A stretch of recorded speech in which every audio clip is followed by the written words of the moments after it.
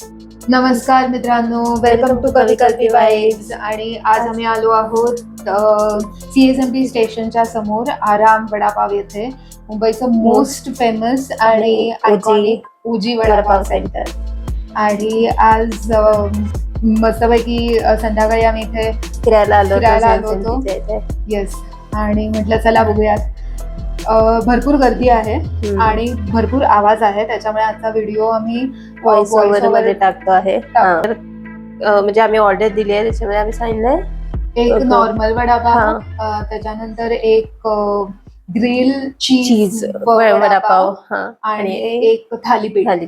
कल्पी असा मस्तपैकी बनवतीये त्याला. म्हणजे चटणी आली आहे ग्रीन कलरची लावली आहे. वडापाव खाण्यासाठी पण अशी शास्त्रोक्त पद्धत असली पाहिजे ना, की वडापाव लावून लसणाची चटणी लावून खाण्यातच ती मजा आहे. हिरवी चटणी, त्याच्यावर लसणाची चटणी, वडा आणि मग त्याच्याबरोबर असलेली हिरवी मिरची. हे असं कॉम्बिनेशन असल्याशिवाय तो वडापाव पूर्ण कम्प्लीट होत नाही आणि आत्मा पण खुश होत नाही. बरोबर.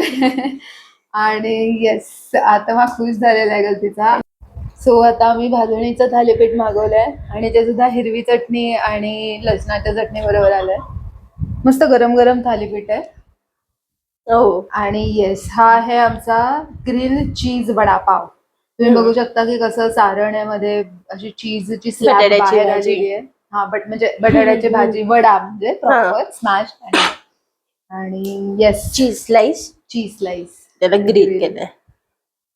नाईस कॉन्सेप्ट, छान आहे, आवडला. पण ह्याच्यापेक्षा नॉर्मल जो वडापाव होता तो जास्त छान होता rather than grill vada pav. Correct. कोणते कस्टमायझेशन वाईटच, ओजी ते ओजी. ते तर झालंच. सो येस, हे तुम्ही बघू शकता बाहेर केवढी लाईन आहे. सो तुम्हाला जर का फक्त वडापाव खायचा असेल तर तुम्ही बाहेर क्यू मध्ये उभं राहून पार्सल नेऊ शकता किंवा मग तिथेच उभं राहून खाऊ शकता.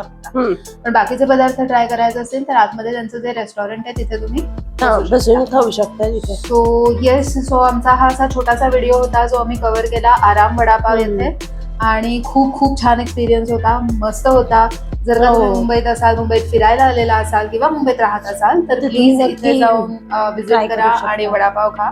तुम्हाला खऱ्या ओजी वडापावचा आनंद नक्कीच. येस, जर तुम्हाला हा व्हिडिओ आवडला असेल तर लाईक करा, शेअर करा आणि सबस्क्राईब करा. Thank you for watching. Bye bye.